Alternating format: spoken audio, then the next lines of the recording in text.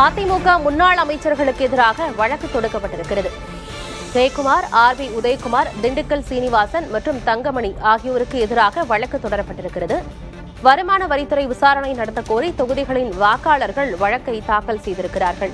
வேட்புமனுக்களில் சொத்து விவரங்களை மறைத்ததாக புகார் அளிக்கப்பட்டு வழக்கு தொடுக்கப்பட்டிருக்கிறது. வேட்புமனுக்களில் அதிமுக முன்னாள் அமைச்சர்கள் தங்களுடைய சொத்து விவரங்களை மறைத்ததாக புகார் கூறி நீதிமன்றத்தில் வழக்கு தொடரப்பட்டிருக்கிறது.